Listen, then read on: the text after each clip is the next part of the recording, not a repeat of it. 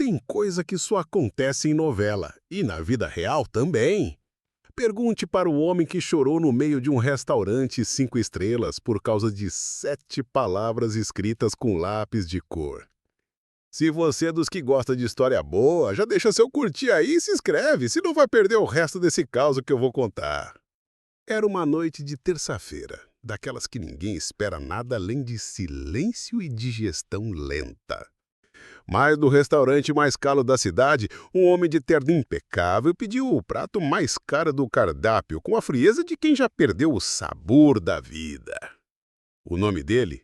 Dário Monte Claro. Empresário, milionário, dono de 3 holdings, 4 jatinhos e nenhum sorriso. Ele sentava sempre na mesma mesa, no canto do salão, de costas para a parede e de frente para o mundo, que ele controlava com cifras, mas não com afeto. Os garçons temiam ele mais do que a própria conta do restaurante. Ninguém a ousava puxar conversa, ninguém a ousava fazer barulho. E naquela noite tudo corria como sempre, até a chegada de uma menininha de vestido azul. Ela devia ter uns 7 ou 8 anos. Tinha uma das meias caídas, um lápis atrás da orelha e uma coragem que não combinava com o tamanho do corpo.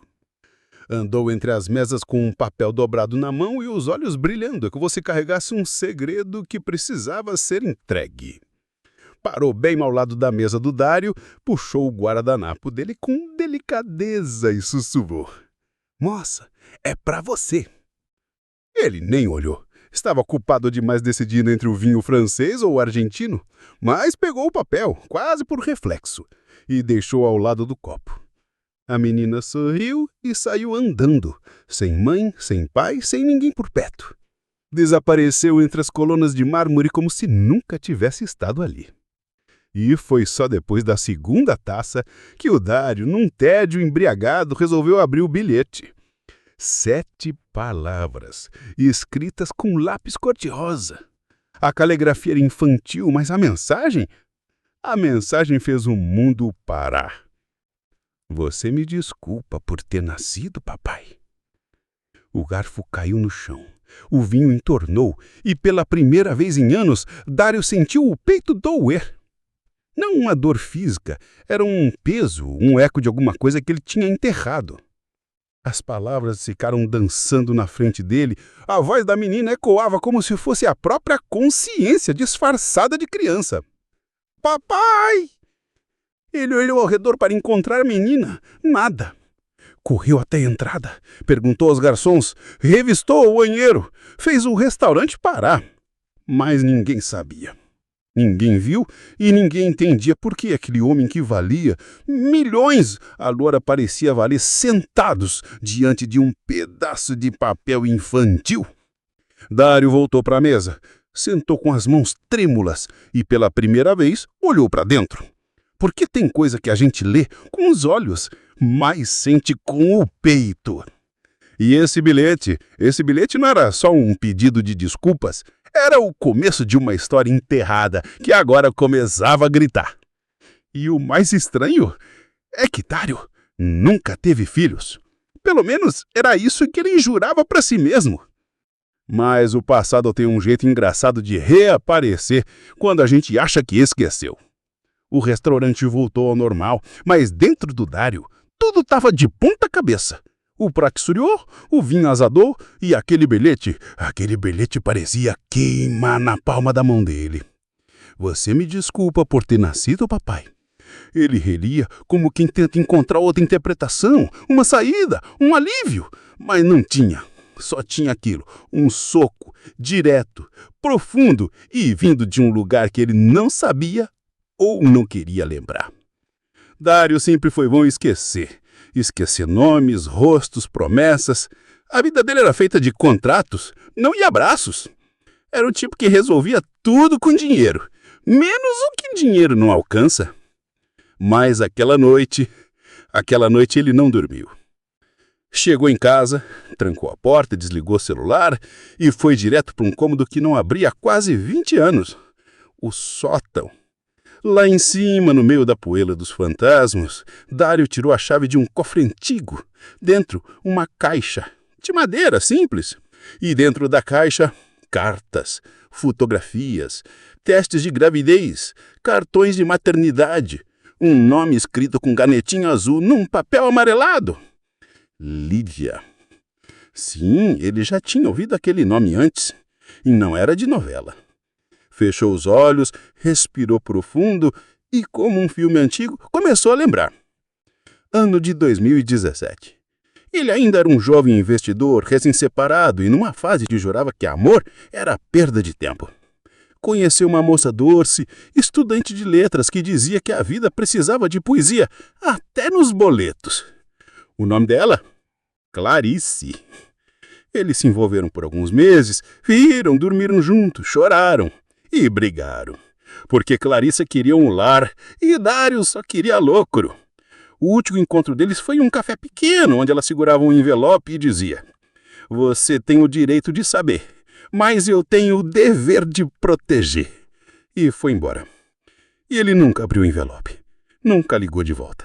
Mandou a flores com um namorado e se afundou no trabalho. O envelope estava na caixa também. Ele abriu, finalmente. Dentro, um ultrassom. E atrás da imagem preta e branca, uma anotação. 6 semanas. Coração batendo forte. Parece com você, Dário. Foi aí que ele caiu de joelhos no chão. A menininha do restaurante, a caligrafia infantil, a pergunta sufocada. Você me desculpa por ter nascido, papai? Todo o tempo ela existiu e ele negou. O homem que sabia o valor de tudo, mas não sabia o significado de nada. No dia seguinte, Dário contratou o melhor detetive da cidade. Nome, bairro, escola, qual a pista sobre uma menina chamada Lívia ou uma mulher chamada Clarice? Ele queria tudo que ele passou a vida evitando. Mas a vida não gosta de ser ignorada e quando resolve cobrar, ela cobra com juros. 2 noites depois, Dário recebeu uma ligação estranha. Senhor Monte Claro, encontramos uma menina com esse nome, mas tem algo que o senhor precisa ver com seus próprios olhos. Ele nem pensou 2 vezes. Pegou o carro e partiu. O endereço? Uma casa simples, no subúrbio. Portão baixo, jardim sem flores, mas o varal cheio de roupinhas miúdas dançando no vento. Ele estacionou, desceu e, quando bateu na porta, foi atendido por uma senhora de cabelos brancos, mas olhar afiado. "O senhor é o pai da Lívia?" Ele gaguejou. Eu acho que sim." Ela estreitou os olhos. Abriu a porta devagar e disse, uma frase que gelou o sangue dele: "Então só precisa entrar porque ela está esperando há muito mais tempo que o senhor imagina." Mas o que Dário eu atravessando aquela porta ia mudar tudo. A casa era simples, mas tinha cheiro de vida. Não de luxo, cheiro de feijão no fogo, de sabão em pedra nas roupas, de criança que espalha brinquedo na sala e chama aquilo de castelo.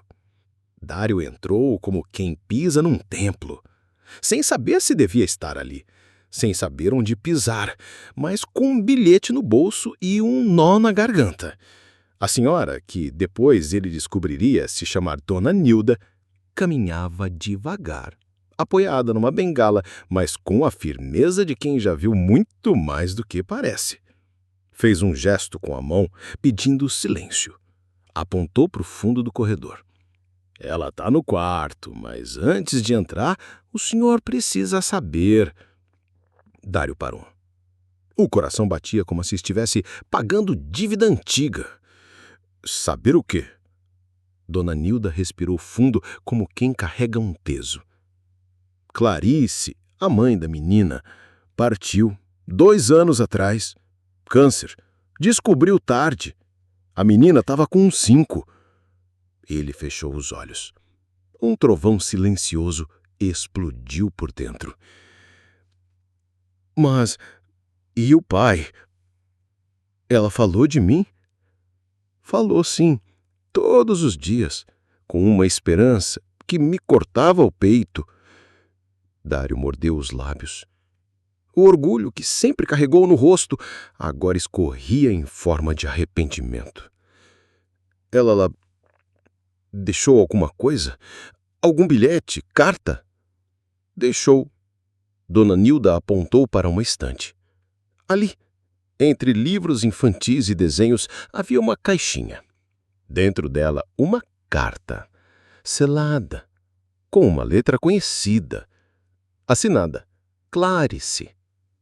Dário pegou o envelope com mãos trêmulas, mas antes de abrir, olhou para a porta do quarto.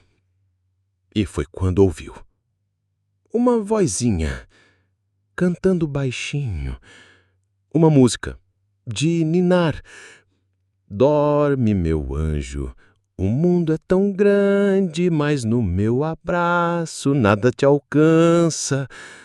O chão sumiu, porque ele conhecia aquela música. Era a mesma que Clarice cantarolava depois do amor, nas noites frias do primeiro apartamento. Ele deu um passo, depois outro. A maçaneta gelada pareceu pesar o dobro. Então, abriu a porta. O quarto era colorido, mas simples. Livros empilhados, bonecas de pano, um ventilador girando preguiçoso no teto. No canto, uma cama pequena. E nela quem está? A menina. De trança, com a meia torta e o mesmo sorriso que ele não conseguiu esquecer desde o restaurante. Ela olhou para ele. O tempo congelou. Você veio mesmo, ela disse, baixinho. Dário tentou responder, mas só conseguiu sorrir, com os olhos molhados. Você é meu pai? Ele engoliu seco. Sou. Eu acho que sempre fui, mas demorei demais para entender. Ela pegou um papel do lado da cama. Esse aqui é para você. Era outro bilhete. Dessa vez com um desenho. Um homem alto, de mãos dadas com uma menina. Embaixo, escrito com lápis vermelho. Agora que você me achou, promete não me perder de novo. Dário caiu de joelhos, encostou a testa no chão e chorou. Não como milionário, não como empresário, mas como pai. Como homem que percebe que a vida é curta demais para orgulho e longa demais para viver sozinho. Mas antes que pudesse responder, a menina apontou para a janela. A mamãe disse que ia me mandar um sinal. Foi você que viu o bilhete no restaurante, né? Dário assentiu. Foi sim. Ela disse que, se você fosse meu pai de verdade, ia sentir. Mesmo sem saber, você ia sentir. Ele sorriu. Porque sentiu. Desde o primeiro instante. Mas quando virou de volta para Dona Nilda no corredor, ela estava segurando a carta de Clarice, aberta, e lia em voz alta com um tremor na alma. Se ele encontrar essa menina, então ainda existe esperança para esse mundo. Dário fechou os olhos. Mas o que ele não sabia é que aquele reencontro era só o começo de um novo labirinto emocional. Porque nem tudo era tão simples. E nem todo abraço cura o que foi partido. O que era para ser o fim de uma busca virou o começo de um novo dilema emocional. Dário tinha achado a filha. Ou melhor, a filha tinha achado ele. Mas agora vinham as perguntas, as dúvidas e os fantasmas que não se enterram com dinheiro. Naquela noite, Dário dormiu ali mesmo, no sofá da sala de Dona Nilda. Não conseguia ir embora. Não depois do que sentiu ao ver aquela menina cantar. Não depois de abrir a carta de Clarice. Dário, se o dia você aceita essa carta, é porque o destino decidiu que você ainda merece uma segunda chance. Eu não guardei mágoa, guardei silêncio. Preferi criar nossa filha longe da frieza dos seus números, mas cheia da poesia que um dia você me mostrou e depois esqueceu. Lívia tem seus olhos, seu gênio, sua teimosia, mas tem meu coração. E ele sempre te esperou. Ele dobrou a carta, guardou no bolso interno do terno e sentiu que ali, naquele envelope amarelado, tinha mais valor do que toda a fortuna que construiu. Mas a vida, meu amigo, a vida não entrega respostas sem antes cobrar o preço das perguntas. No dia seguinte, Dário pediu a guarda da menina. Quero fazer tudo certo com o advogado, psicólogo, o que for preciso. Quero levá-la comigo, dar tudo que ela nunca teve. Dona Nilda olhou fundo nos olhos dele. Você quer levar a menina ou o peso da culpa? Dário ficou silencioso. Ela não precisa de um quarto com lustre de cristal. Ela precisa de presença, constância e um pai que não fuja quando der medo. Eu não vou fugir. Tomara! Mas aí veio a primeira bomba. No processo de guarda, o juiz pediu um exame de DNA, rotina. Mas quando o envelope com o resultado chegou, o mundo virou ao avesso. Probabilidade de paternidade, 0%. Dário desabou na cadeira do escritório. Isso não pode ser certo. Releu, tremeu, ligou para o laboratório, pediu contraprova. Fez outro e outro. Mesmo resultado. Como assim eu não sou o pai? Dona Nilda, ao saber, apenas suspirou. A vida, às vezes, gosta de pregar peça na gente. Dário foi até o quarto da menina. Sentou na cama. Lívia, eu preciso de perguntar uma coisa. Você vai embora? Não, meu anjo, mas você sabia quem era seu pai? Ela franziu a testa. Fez um desenho no ar com o dedo. A mamãe disse que meu pai era um homem bom, mas que teve medo e que o tempo ia consertar o medo dele. Ela chegou a dizer o nome dele. Ela pensou e disse baixinho. Dário. O nome dele. Clarice tinha contado. Mesmo sabendo que não era o pai biológico, ela deu esse nome à filha, como se quisesse que fosse. Como se a ausência real fosse menos cruel que uma mentira doce. E foi aí que Dário entendeu. Clarice escolheu ele. Mesmo depois de tudo. Mesmo ele não sendo o pai biológico. Era o pai de história. De destino. Mas a justiça não vive de simbolismo. E o juiz, diante do DNA, indeferiu a guarda. Dário perdeu. E pela primeira vez na vida, se viu diante de um não que nem o dinheiro podia comprar. Mas o coração... o coração tinha outros planos. Porque Lívia... Ela fugiu de casa 2 noites depois. Deixou um bilhete, assim como o primeiro. Se você não pode ser meu pai no papel, então me encontra onde só o coração assina. Estou esperando no mesmo restaurante. Dário largou tudo. Saiu feito louco. Chegou lá quase de madrugada. E lá estava ela, sentada na... O reencontro no restaurante parecia cena de filme. Lívia com aquele sorriso que cabia o mundo. Dário com o peito rasgado, tentando costurar com palavras o que a vida tinha remendado com silêncio. Mas enquanto os dois riam e dividiam um pedaço de torta de maçã, lá longe, o destino afiava a sua faca. Porque verdade, meu amigo, é como semente. Você pode esconder na terra, mas um dia ela brota. E quando brota, não tem como fingir que não viu. Na semana seguinte, Dário iniciou um processo de adoção.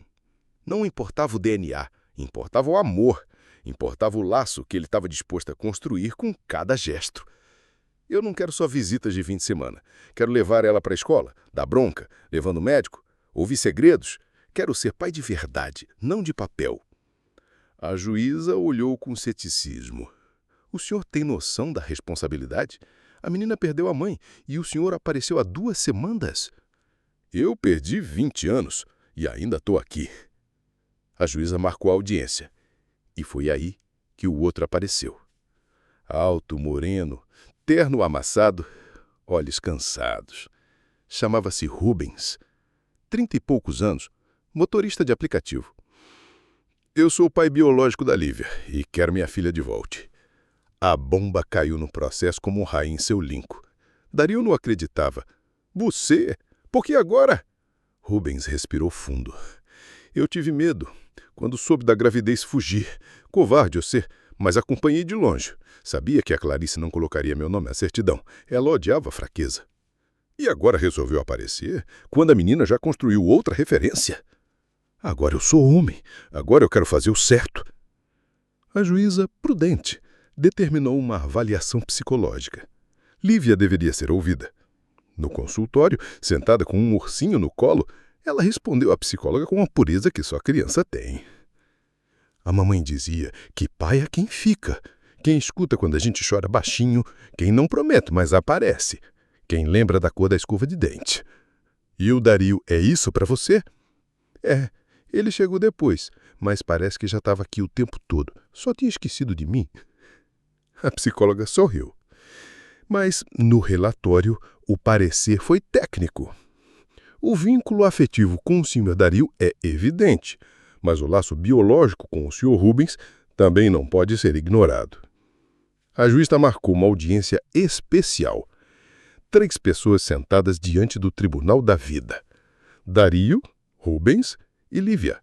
Rubens tentava explicar. Eu errei, mas quero uma chance. Quero começar de novo. Dario não interrompia, só observava. Até que a juíza fez a pergunta. Lívia, você entende o que está acontecendo? Ela sentiu. 2 homens dizendo que me amam, mas nenhum me perguntando o que eu quero. Silêncio. A juíza se inclinou. E o que você quer, Lívia? Ela olhou para os 2. Depois para Dona Nilda, que estava no fundo da sala, segurando o terço como se fosse corda de proteção. Depois respondeu. Quero que parem de decidir por mim. Quero ficar onde meu coração mora. E meu coração mora no colo do Dario. Rubens chorou, mas não de raiva, de culpa. Ela tem razão, eu não fui pai. Só apareci quando a flor já tinha virado árvore. Dario segurou na mão dele. Não precisa se afastar. A gente pode dividir. A Lívia não precisa de um pai perfeito. Precisa de adultos decentes. O juiz autorizou a guarda compartilhada provisória. Uma nova audiência seria marcada dali a 6 meses. Mas ali, naquela sala, não tinha ganhador. Tinha apenas 3 pessoas tentando costurar o que a vida tinha rasgado. Rubens saiu em silêncio. Dario levou Lívia para casa. E no caminho ela perguntou, você vai embora também, como o outro? Ele parou o carro, olhou nos olhos dela. Eu só vou embora quando você me ensinar a desenhar igual você, porque eu sou péssimo com lápis de cor. Ela riu. Então, vai demorar. Tomara. Mas o que eles não sabiam é que o Rubens guardava um último segredo. Algo que podia virar o jogo de novo. Um exame, um laudo e uma confissão. Porque Clarice não contou tudo, nem para o Rubens, nem para o Dario. E o que vinha agora era mais forte do que qualquer laço, era algo que podia destruir tudo de novo. Tem gente que guarda segredo por proteção, outros por covardia, mas tem uns que guardam por amor. E é esse tipo de segredo que machuca mais, porque vem embrulhado num beijo que nunca foi dado e num abraço que faltou. Rubens andava inquieto desde a audiência. Mesmo com a guarda compartilhada aprovada, alguma coisa nele parecia fora do lugar. Um desconforto no olhar, como se carregasse uma sombra no bolso. O Dario percebia. Tem algo que você quer me dizer, Rubens? O rapaz desviava. Não agora, mas para frente. Mas o mais para frente virou o fantasma que seguia todos eles. E foi durante uma tarde de domingo, num parque, que o tempo resolveu não esperar mais. Lívia estava brincando de roda com outras crianças, Dario e Rubens sentados num banco de madeira, lado a lado, mas com mundos inteiros entre eles. Ela gosta de você, sabe? E eu gosto dela como se tivesse saído de mim? Silêncio. Rubens tirou um envelope do bolso. Preciso te mostrar uma coisa, e não é fácil. Dario pegou o envelope ainda sem entender. Dentro havia um laudo médico. Palavras difíceis, termos técnicos, mas a conclusão era clara. Rubens não possui condições de fertilidade desde os 19 anos. Dario arregalou os olhos. Você não pode ter filhos? Não, biologicamente, um problema nos testículos, um acidente de moto. Descobri anos depois. Nunca falei para ninguém, nem para Clarice. Mas, então, eu também não sou o pai da Lívia, Dario. O mundo parou. Pela segunda vez. Dario ficou mudo. Rubens parecia um náufrago, confessando que nunca soube nadar. Mas ela dizia que o pai era você. Eu pensei que fosse. Quando a Clarice engravidou, mesmo a gente estando afastados, ela me procurou, pediu para não me envolver, mas me deu notícias durante um tempo. Depois sumiu. Eu acreditei que a menina era minha. Quis acreditar. Dario esfregou o rosto. Então quem é o pai dela? Rubens apenas balançou a cabeça. Clarice nos apontou. Talvez nem ela soubesse, mas uma coisa eu sei, ela amava essa menina mais do que tudo e escolheu o nome Lívia, porque dizia que era um nome leve, para não pesar a vida da filha com os erros dela. Dario sentiu o peito arder. Tudo que ele construiu, os processos, os documentos, a culpa, os pedidos de perdão, tudo se embaralhou porque agora tudo era areia nas mãos. Somos dois estranhos tentando ser pedaços de um lar que nunca existiu. Rubens se inspirou. Mas talvez isso seja justamente o que torna a gente os pais certos. Porque a gente não quer ela para preencher o vazio de um DNA. A gente quer ela por quem ela é. O Dario olhou para o parquinho. Lívia estava escorregando, rindo, com as tranças balançando no ar. E naquele riso havia mais verdade do que qualquer teste de laboratório. Naquela noite, Dario foi até o quarto dela. Sentou na beira da cama. Lívia, posso te contar um segredo? Pode. A gente descobriu que nem eu, nem o Rubens somos seu pai de sangue. Ela ficou em silêncio, mas não pareceu abalada. Tudo bem. Você não ficou triste? Ela sorriu. Não, porque sangue mora no corpo, mas amor mora na rotina. Dario sentiu os olhos encherem de novo. Você me desculpa por não ser o que você esperava. Ela abraçou o pescoço dele. Você é tudo o que eu precisava. Mas antes que o coração respirasse aliviado, no dia seguinte, um envelope chegou. Remetente desconhecido. Dentro, um papel só. Um extrato bancário. E uma carta escrita à mão. Se você quiser mesmo cuidar da Lívia, precisa saber a verdade sobre a herança de Clarice e sobre o motivo real que ela sumiu por anos. Procure o nome Celso Andrade. Era o ex-patrão de Clarice, um homem poderoso, e a razão pela qual ela desapareceu sem deixar rastros. O que vinha agora não era sobre paternidade, era sobre justiça, sobre feridas que Clarice escondeu por medo e que agora queriam ser ouvidas. O nome Celso Andrade acendeu um alerta em Dario. Não era um nome qualquer. Era um daqueles que abria portas com um telefonema e fechava a vida de quem ousava contestar. Empresário influente, Dono de uma rede de clínicas particulares, universidades privadas e do tipo de fortuna que não aparece na Forbes, mas pesa em qualquer gabinete político. Dário vasculhou os arquivos antigos de Clarice e lá estava um crachá da Fundação Andrade de Educação datado de 2016. Clarice fora secretária por um ano. Depois sumiu do radar. Nenhum outro emprego, nenhum outro registro. Dário marcou uma visita à antiga fundação, usando o nome de um de seus braços empresariais. Chegou como investidor interessado, mas o que queria era só uma coisa: entender por que uma mulher como Clarice teria se apagado tão de repente. A recepcionista, depois de muita insistência, soltou: Clarice, a que sumiu do nada? Ouvi dizer que teve um caso com o Dr. Andrade, mas isso é só boato.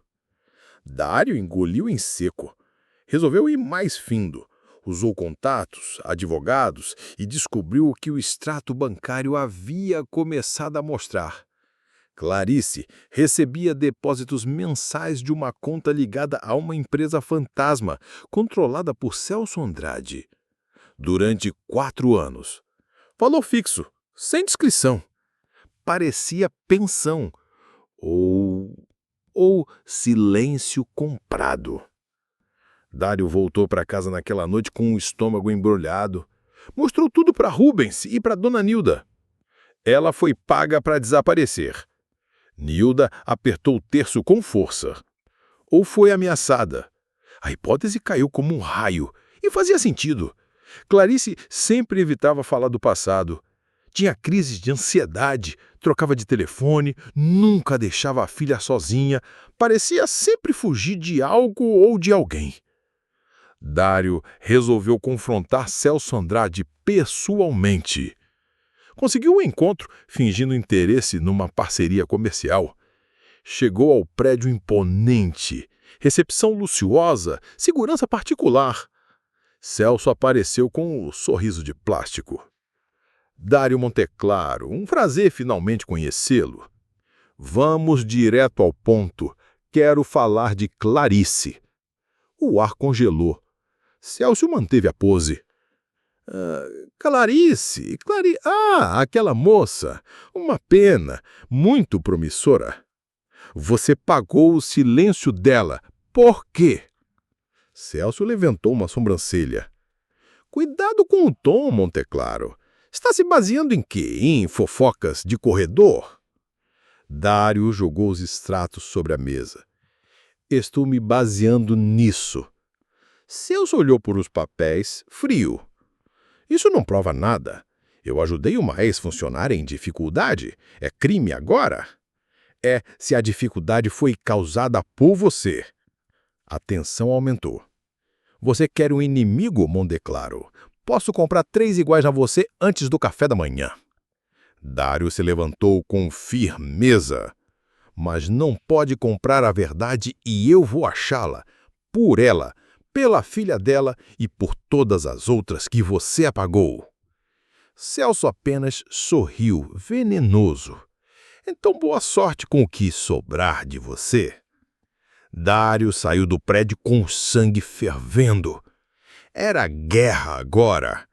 E Clarice era o estopim que precisava de justiça. Dário sabia que lutar contra alguém como Celso Andrade era como brigar com o vento. Invisível, escorregadio e cheio de tentáculos. Mas ele não recuou. Começou a buscar ex-funcionárias. Algumas estavam fora do país, outras tinham sumido como Clarice. Mas uma topou falar, sob uma condição, que não fosse gravada. O nome dela era Joana, ex-coordenadora administrativa da fundação. Se encontraram num café afastado, no meio da tarde. Clarice era uma das poucas que falava o que pensava e, por isso, pagou o preço. Você acha que ela foi assediada, Joana? Joana abaixou o olhar. Depois tirou da bolsa uma cópia antiga de um e-mail. Se algo acontecer comigo, não deixem minha filha com ninguém que use terno e fala baixo. Eles sempre escondem mais do que dizem. Assinado Clarice. Dário guardou o papel como se fosse ouro. Agora era pessoal. Voltou para casa e contou tudo para Rubens, para Nilda e para Lívia também. Sim, contou para ela também. A sua mãe foi muito corajosa e agora é nossa vez de fazer o que ela não pôde. Lívia apenas segurou a mão dele. Você acha que ela tinha medo? Acho que ela era mais forte que o medo. Na manhã seguinte, Dário deu uma entrevista exclusiva a um jornalista investigativo. Mostrou os extratos, o e-mail e abriu os arquivos da fundação. Dias depois, numa matéria de capa sacudiu o país.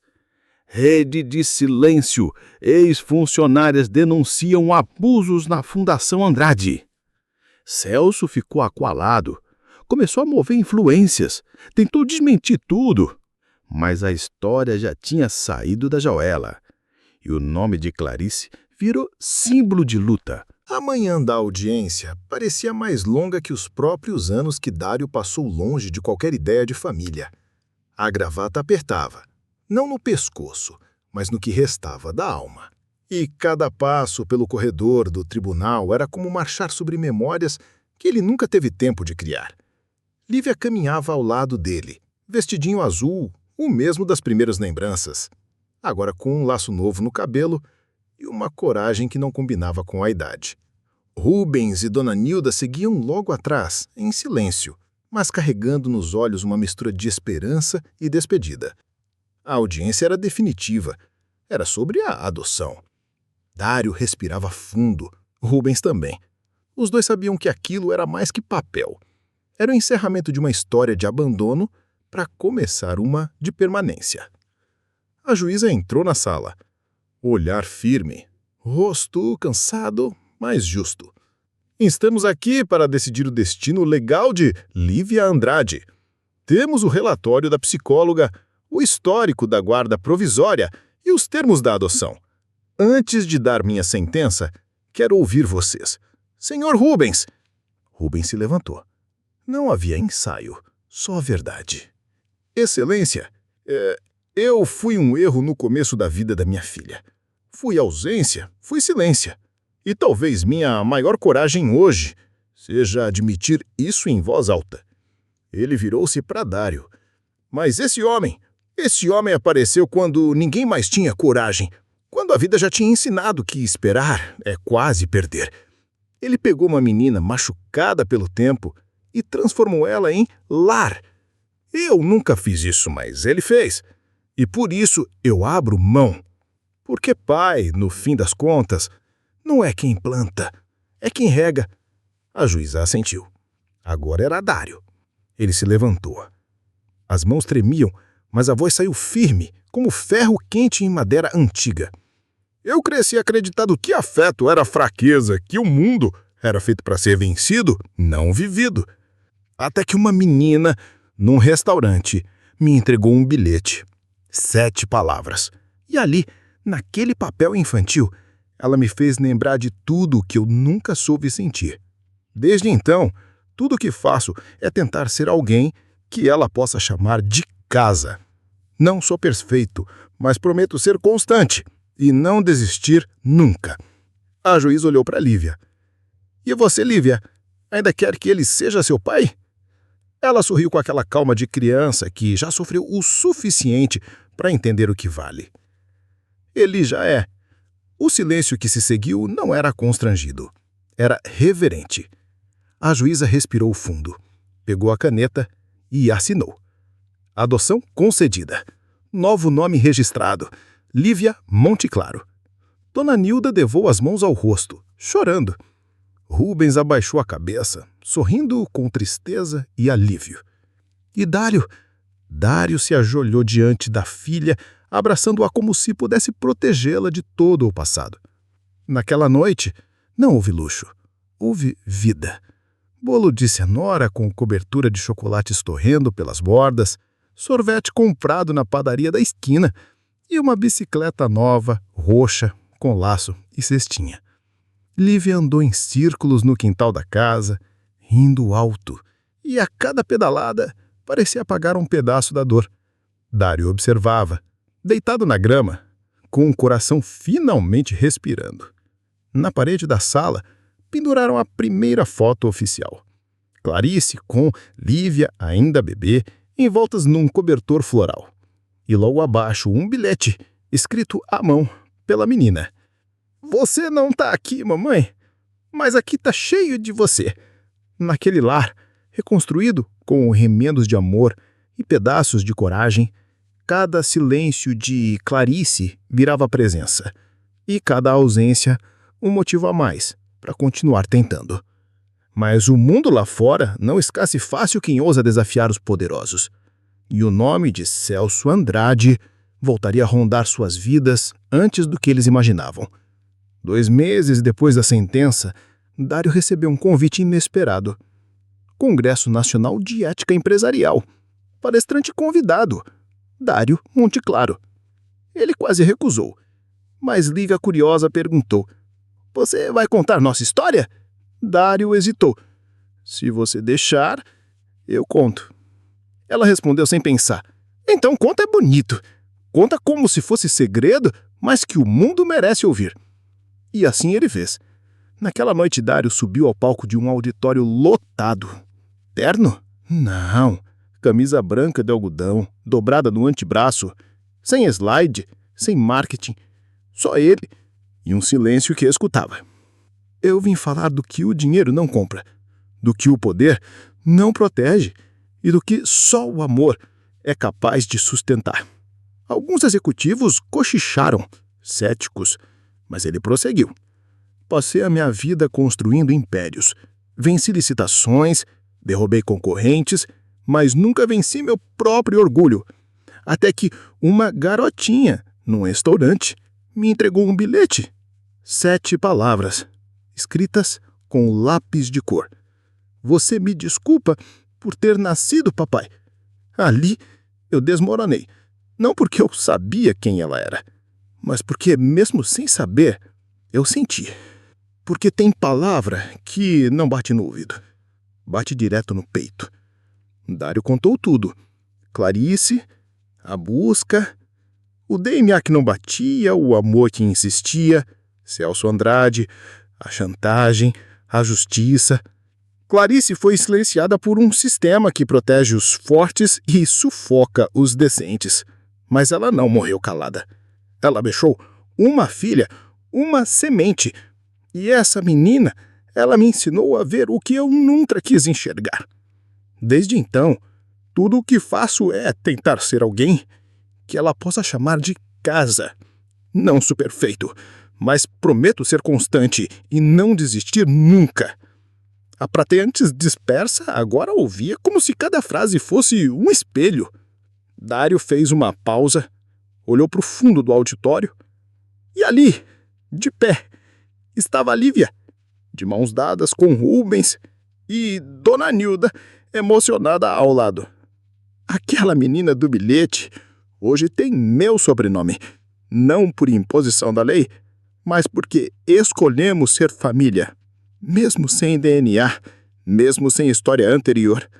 Escolhemos começar do zero e escrever a nossa versão. Aplausos, de pé, longos, comodidos. Mas Dário não sorriu. Apenas abaixou a cabeça e sussurrou. Tem gente que nasce invisível, mas não nasceu para viver apagada. Na saída, jornalistas o cercaram. Senhor Monteclaro, o senhor vai processar Celso Andrade pelas ameaças de chantagens? Dário respondeu com calma. Eu não busco vingança.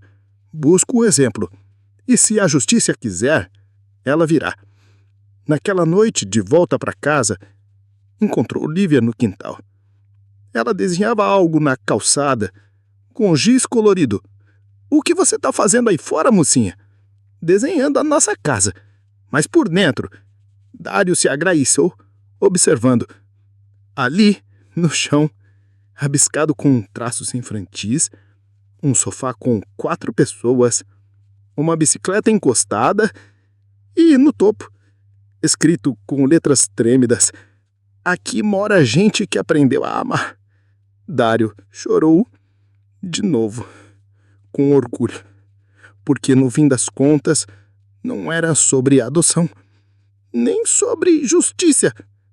Era sobre pertencimento, sobre dar nome ao que antes era vazio, sobre fazer do lar um lugar onde ninguém mais precisa pedir desculpa por ter nascido. A vida finalmente começava a tomar a forma que Dario nunca imaginou desejar. Café da manhã com panquecas queimadas pela tentativa da Lívia, noites de leitura no sofá, desenhos na geladeira com frases como "Meu pai é um herói de terno frouxo". Mas paz, meu amigo, paz verdadeira é luxo que não dura quando se tem inimigos que sabem aonde cutucar. Foi numa quarta-feira nublada que o portão da casa tocou com insistência. Dario abriu. Um oficial de justiça, expressão impessoal, estendeu um envelope. Situação judicial. Processo civil movido por Celso. Alegação, difamação, calúnia e danos morais. Ele não se espantou. Esperava algo do tipo. Mas o conteúdo era mais venenoso do que esperava. Celso não só o processava, trazia testemunhas falsas, documentos adulterados e exigia uma indenização de R$ 2 milhões, além de retratação pública. Filho da mãe, murmurou Dario, fechando a porta devagar. Na cozinha, Lívia desenhava. Pai, quer ver o que eu fiz? Já vou, anjo. Só preciso pensar. Porque agora o problema não era mais apenas um processo. Era a estratégia. Celso queria enterrá-lo, desmoralizá-lo diante da mídia, transformar a história de Clarice em um delírio sentimental de um milionário em crise de meia-idade. Dario ligou para o advogado. Vamos para cima. Tenho certeza. Isso pode se arrastar por anos. Ele vai tentar te destruir publicamente. Então que tente. Porque se a gente não briga porque não pode mais falar, a gente vira cúmplice do silêncio. Nos dias seguintes, vieram reportagens plantadas. Sites questionando a versão romântica de Dario, colunistas dizendo que tudo não passava de uma jogada de imagem para limpar o nome depois de negócios obscuros do passado, que, aliás, nunca existiram, mas quem se importa com provas quando fofoca é mais fácil de engolir? Lívia começou a notar o olhar dos colegas na escola. Uma professora, sem querer, comentou perto dela. Filha daquele Dario Monte Claro? Coitada. A menina voltou para casa mais quieta que o costume. No jantar, empurrou o arroz. Pai, a gente fez alguma coisa errada. Ele se ajoelhou ao lado da cadeira dela. Errado? Nunca. A gente fez o que muita gente tem medo de fazer. Dizer a verdade. E isso incomoda. Mas eu não gosto quando falam da minha mamãe como se ela tivesse inventado tudo. Eu também não, meu amor. Por isso a gente vai lutar por ela, por nós, e porque ainda vai passar pelo que ela passou. Rubens apareceu naquela noite com uma caixa de documentos. Eu estava quieto demais. Mas acabou. Achei uns e-mails antigos da Clarice, coisas que ela me mandou quando a Lívia era bebê. Ela falava com medo. Dizia que tinha um chefe com sorriso perigoso.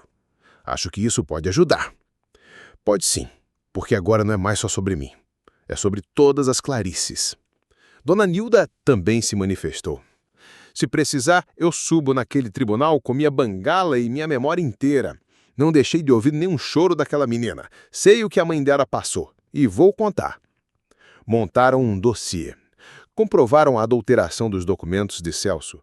Reuniram novas ex-funcionárias dispostas a testemunhar. E pela primeira vez, Celso Andrade sentiu o cerco apertar. Mas o que ninguém esperava é que ele faria algo ainda mais sujo. No final do mês, Dario recebeu uma intimação de emergência. Celso estava pedindo a revogação da adoção. Alegava que a história pública afetava o interesse psicológico da criança. Queria provar que Dario não era apto. A mesa tremeu sob o impacto do papel. Lívia, do corredor, ouviu sem querer. Eles querem me tirar de você. Vão ter que passar por cima do mundo, filha. Então me segura bem forte. E ele segurou, como se o mundo fosse desabar naquela sala. Porque, às vezes, o passado não bate a porta.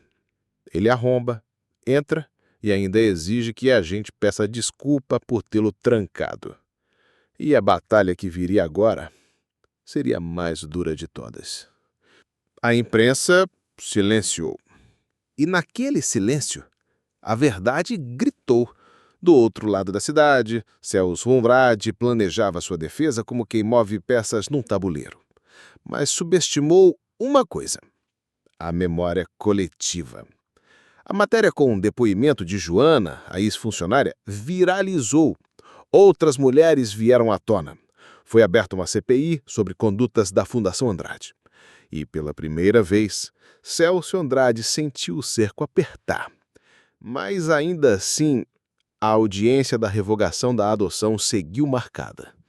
Seria o último round. A sala da audiência estava lotada. Juíza, psicólogos, promotores, jornalistas, todos atentos. De um lado, Dário e Lívia. Do outro, o advogado de Celso Andrade, porque ele mesmo não teve coragem de ir. O processo era cruel. Dizia que o vínculo com o Dário expunha Lívia a uma narrativa perigosa e que, por não ser pai biológico, ele não teria estabilidade emocional suficiente para manter a guarda da criança. Dário ouvia cada palavra como se mastigassem os ossos da história dele. Lívia estava com a cabeça baixa, mas quando pediram para ela falar, ela se levantou, sem roteiro, sem medo. O que é perigoso é viver sem amor. O que é instável é trocar de casa cada vez que um adulto tem medo de assumir o que sente. A juíza perguntou: "Você se sente segura com o Sr. Dário?" "Me sinto viva com ele." A promotora tentou questionar. "Mas você sabe que ele não é seu pai de sangue, certo?" Lívia sorriu. "E o sangue lavou minha louça? O sangue me ensinou a andar de bicicleta. O sangue sentou no chão para me ouvir contar sonho. Não, quem fez isso foi ele." Dário, naquele instante, sentiu o tempo parar. Porque nada, nem o maior discurso do mundo, superaria aquelas palavras. A juíza pediu recesso. Minutos depois, voltou com a sentença. Revogação negada. Adoção permanece legal e irrevogável. O laço entre os dois é sólido, legítimo e, acima de tudo, humano. Dário abraçou a filha. E dessa vez, ele chorou na frente de todo mundo. Porque o amor venceu o processo. Com a vitória judicial, Dário poderia voltar à vida comum. Mas ele sabia. Não dava mais para ser o mesmo. Fundou uma instituição, Projeto Clarice, uma ONG de apoio a mulheres vítimas de assédio no ambiente de trabalho. Oferecia apoio psicológico, assessoria jurídica e, principalmente, escuta. Rubens foi o primeiro voluntário. Dona Nilda, a madrinha honorária. E Lívia, Lívia virou símbolo. Fez um vídeo contando sua história. Crianças começaram a escrever para ela. Um dia, Dário encontra uma caixa de cartas no correio. Minha mãe também teve medo. Obrigado por me dar esperança. Eu sou uma Clarice. Agora sei que posso sair de onde estou. Ele sentava à noite para ler tudo, deitado no sofá, com um livro encostado no peito. E dizia: "Filha, você percebeu o que fez? Desenhei nossa casa. Não, você acendeu uma cidade inteira." Celso Andrade foi indiciado. Perdeu contratos. Tentou fugir. Foi preso. Não pelas palavras de Dário, mas pelos ecos que Clarice deixou. E como num ciclo que fecha do jeito certo. Dário recebeu uma carta anônima. Dentro, uma fotografia antiga. Clarice grávida, sentada num banco de praça. Atrás da foto, só uma frase. Você não foi o começo, mas foi o recomeço. Hoje em dia, ninguém mais reconhece Dario Monteclaro pelo sobrenome. Na vizinhança onde ele vive agora, o povo só chama de seu Dario da Fundação ou pai da menina do desenho bonito. Ele não se importa, não. Aliás, prefere assim. O homem que já teve 3 jatinhos hoje anda de bicicleta com cestinha e diz que nunca se sentiu tão leve. A mansão foi vendida, os investimentos repassados, as ações doadas em partes para manter vivo o Projeto Clarice, a ONG que nasceu do choro de uma história e virou abrigo para tantas outras. Lá no portão da fundação tem uma placa simples, de madeira, com letras entalhadas. Aqui, ninguém precisa pedir desculpa por ter nascido. Dário passa as manhãs ouvindo. Não fala muito, não julga, só escuta. Meninas novas, mulheres calejadas, mães com os olhos trincados de tanto fingir força. Todas encontram ali um canto de respeito. Quer um café, filha? Senta aqui comigo. Chorar não é fraqueza, não. Fraqueza é quem faz a gente chorar. Lívia, agora com 13 anos, virou a alma do lugar. Coordena oficinas de arte, pinta murais com frases da mãe, ensina outras crianças a colocar em desenho o que ainda não sabem dizer em palavras. Ela não esqueceu Clarice, não. Pelo contrário, transformou a ausência da mãe numa presença viva. Todo ano, no mês em que Clarice partiu, Lívia organiza a Semana do Bilhete. Cada participante escreve uma carta que nunca teve coragem de entregar. Tem bilhete para pai ausente, para a mãe que partiu, para um amor que machucou e para si mesmo. E, ao final, eles penduram tudo numa parede, como se fosse um varal de vozes, colorido, doído, bonito. Dário nunca leu nenhum em voz alta, mas sempre pendura o dele. Um papel dobrado, escrito com a mesma letra de sempre. Você me desculpa por ter nascido, papai? E do lado, a resposta que mudou tudo. Obrigado por ter nascido. Você me salvou sem nem saber o que era salvar. Na escola, Lívia escreveu uma redação que rodou o país. O tema era o que é ser família. E ela respondeu com simplicidade de quem já viu mais do que devia. Família é quem chega depois e mesmo assim age como se estivesse aqui desde o começo. A professora não contém o choro, mandou texto para uma editora, publicaram. Lívia foi chamada para falar num evento sobre infância e afeto. Subiu no palco com a blusa manchada de tinta e as tranças presas com fita azul. Disse, às vezes o amor não nasce, ele é adotado, ele é escolhido. Lá no fundo do auditório, Dário filmava tudo com um celular torto, sem entender muito bem como gravar, mas com o peito cheio como se fosse a estreia de uma ópera. Rubens estava ali do lado, aplaudindo com os olhos cheios, porque ele também reaprendeu a viver ali. Sim, Rubens não foi apagado da vida de Lívia. Virou tio, virou parceiro de bicicleta, virou voluntário da fundação. Um homem que escolheu ficar, mesmo quando perdeu. E Dona Nilda? Ah, velha guerreira, ainda tece cobertores para doação, ainda serve bolo nas reuniões e ainda repete para cada nova menina que chega. Você não está quebrada, minha filha. Você só está em reforma. E Clarice? Bom, ela virou nome de rua, nome de projeto, nome de luta. Mas, acima de tudo, virou o verbo. Clariciar significa resistir com doçura, frugir do que machuca sem perder o que ensina, ser presença, mesmo depois da partida. Dário sonha com ela às vezes, sonhos silenciosos, onde ela não fala, só sorri como se dissesse, agora sim, agora tá certo. Numa dessas noites, ele acordou e encontrou um novo bilhete no criado mudo. Letra da Lívia. Pai, se um dia eu esquecer o caminho, me lembra com um abraço. E se um dia o mundo tentar me convencer de que eu não sou suficiente, me mostra esse bilhete e me diz, você é o meu milagre particular. E ele guardou no envelope junto ao original. Agora tem 2. Um que destruiu e outro que reconstruiu. E toda vez que alguém pergunta: "E como começou tudo isso, seu Dário?", ele sorri, puxa da carteira o papel dobrado, passa a mão devagar e diz: "Começou com 7 palavrinhas escritas com lápis de cor, num restaurante cheio de gente rica, mas onde só uma criança soube me enxergar." Então, eu te pergunto, com toda a licença do seu tempo, e você? O que faria se um bilhete mudasse tudo?